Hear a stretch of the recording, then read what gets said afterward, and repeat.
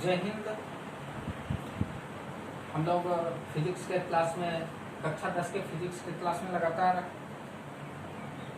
देख रहे हैं कि अवतल दर्पण के द्वारा प्रतिबिंब के निर्माण की प्रक्रिया का अध्ययन कर रहे हैं। तो हम इससे पहले के वीडियो में देख चुके थे कि अवतल दर्पण के द्वारा प्रतिबिंब निर्माण की प्रक्रिया के 5वीं स्थिति को जान चुके थे।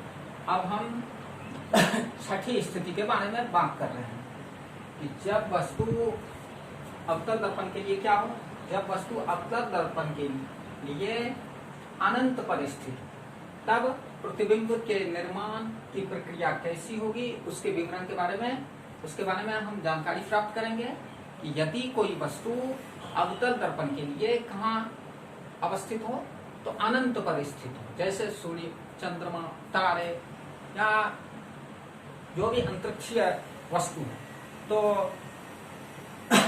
अनंत पर स्थित वस्तु से अवतल दर्पण उस वस्तु का किस प्रकार से प्रतिबिंब निर्मित करेगा और उसकी स्थिति कैसी होगी, उसकी प्रकृति कैसी होगी, उसके बारे में हम जानेंगे।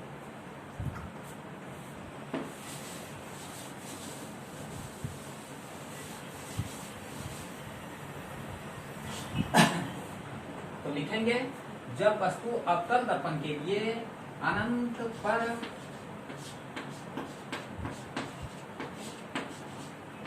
स्थित हो तो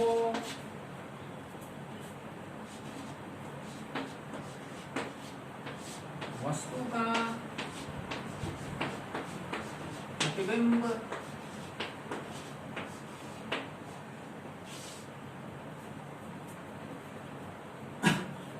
अवतल दर्पण के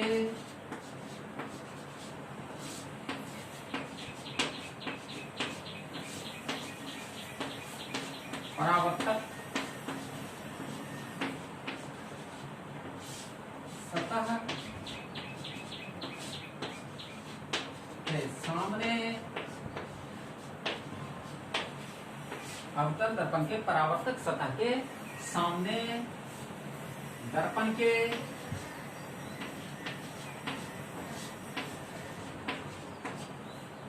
फोकस तल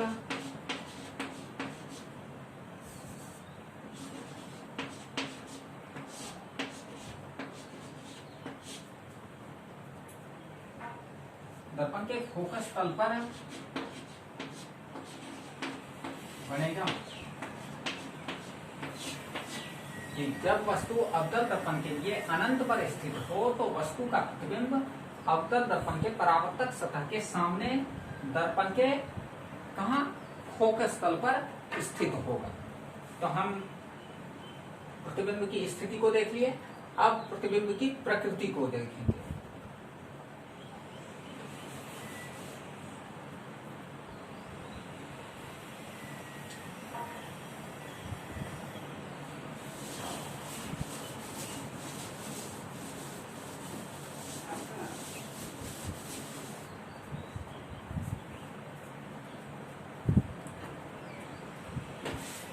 प्रतिबिंब की प्रकृति, प्रतिबिंब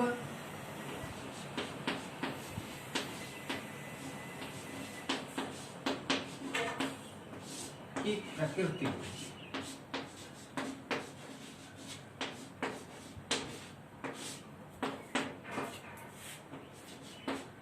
प्रतिबिंब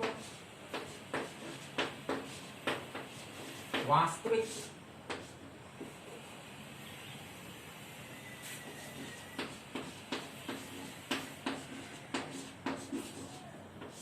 प्रतिबिंब कैसा बनेगा, वास्तविक बनेगा। प्रतिबिंब वास्तविक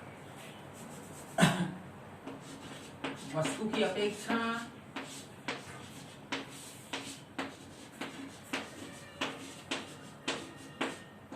उल्टा और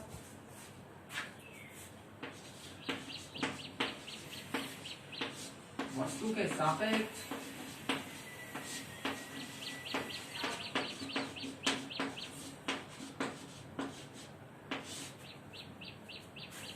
आकार में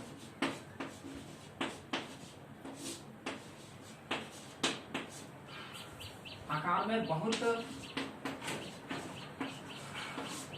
छोटा होगा।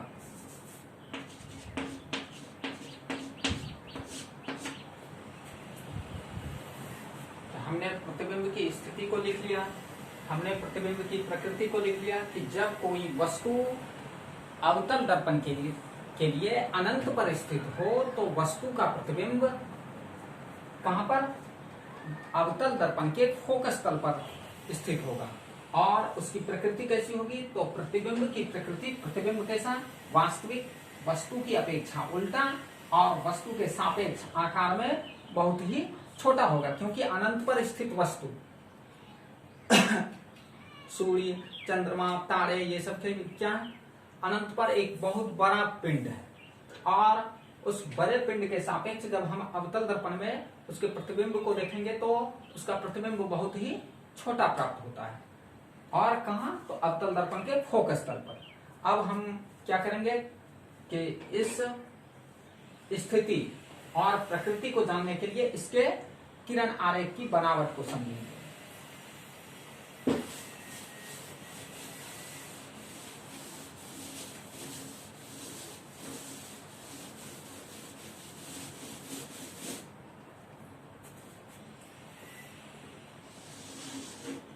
हम एक अवतल दर्पण बना लेंगे।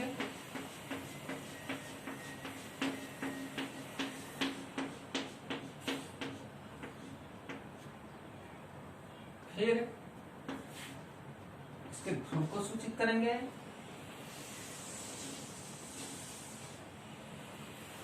फिर ध्रुव और वक्रता केंद्र इस अवतल दर्पण के फोकस को सूचित कर लेंगे, वक्रता केंद्र को सूचित कर लेंगे। वक्रता केंद्र जितनी दूरी अवतल दर्पण की जितनी फोकस दूरी होती है उसकी दोगुनी दूरी पर वक्रता केंद्र मौजूद रहता है, अर्थात फोकस दूरी और वक्रता त्रिज्या की दूरी का संबंध हम जानते हैं कि फोकस दूरी वक्रता त्रिज्या की दूरी की आधी होती है और वक्रता त्रिज्या की दूरी फोकस दूरी की दोगुनी होती है। तो इस तरीके से हम प्रधान अक्ष पर फोकस और वक्रता केंद्र को निरूपित कर लिए। अब हमें कहा गया था कि वस्तु कहाँ है? वस्तु अवतल दर्पण के लिए अनंत पर स्थित है।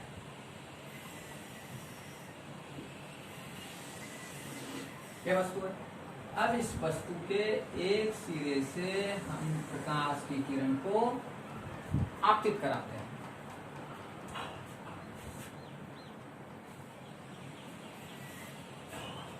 वस्तु की स्थिति कहाँ है? अनंत।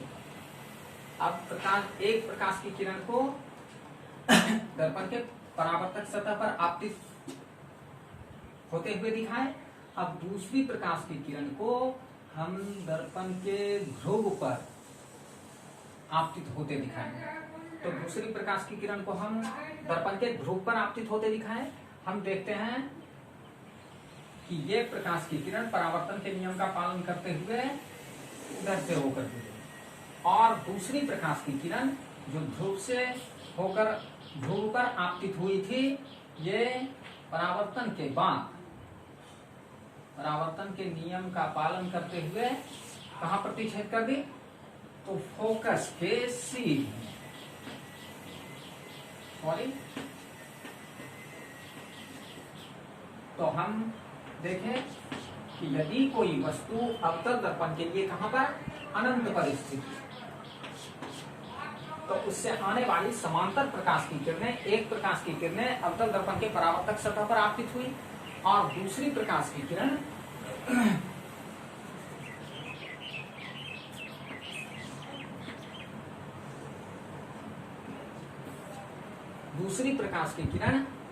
दर्पण के ध्रुव पर आपतित हुई। दोनों आपतित किरणें परावर्तन के बाद एक दूसरे को फोकस तल पर प्रतिच्छेद किए। फोकस तल पर प्रतिच्छेद का मतलब, फोकस तल किसी गोलीय दर्पण का फोकस तल किसे बोलते हैं?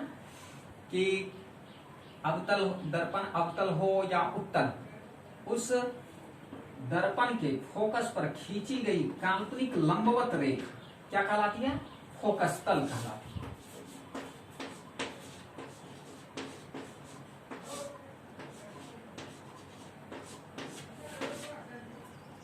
तो हम देख रहे हैं कि ये प्रतिच्छेदी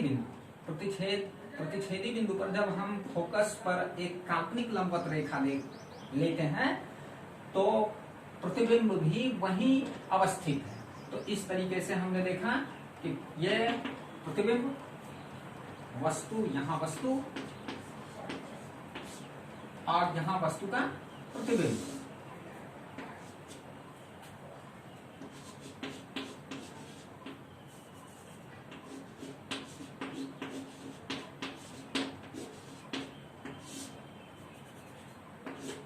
हम किरण आरेख की बनावट से देख लिए कि अवतल दर्पण के अनंत पर वस्तु स्थित था, उससे आने वाली प्रकाश की किरणें दर्पण से परावर्तन के बाद एक दूसरे को दर्पण के फोकस, अवतल दर्पण के फोकस तल पर प्रतिच्छेद की, जिससे हमें प्रतिबिंब प्राप्त हुआ।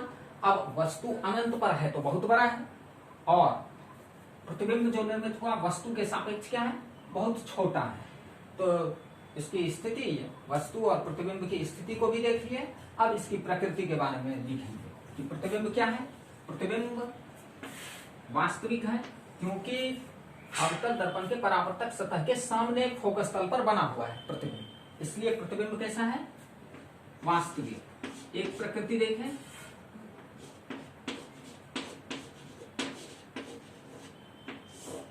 दूसरी प्रकृति क्या है कि वस्तु के अनुरूप प्रतिबिंब, यदि वास्तविक प्रतिबिंब है तो वस्तु के अनुरूप, वस्तु के सापेक्ष प्रतिबिंब कैसा होगा, उल्टा।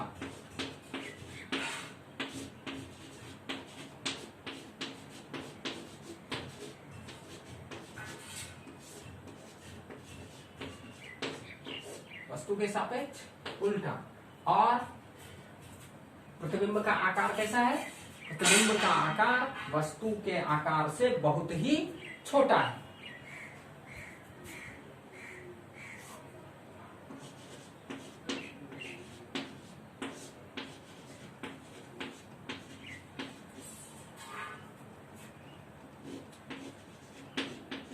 वस्तु के आकार के सापेक्ष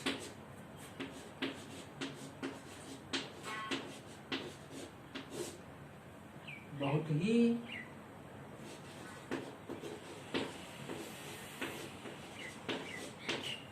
छोटा। तो हम इसकी तीन प्रकृति को देखिए कि प्रतिबिंब वास्तविक बना, वस्तु के सापेक्ष उल्टा बना, और वस्तु के आकार के सापेक्ष बहुत ही छोटा बना। तो इस तरह से हमने अवतल दर्पण के द्वारा प्रतिबिंब निर्माण की सारी स्थितियों का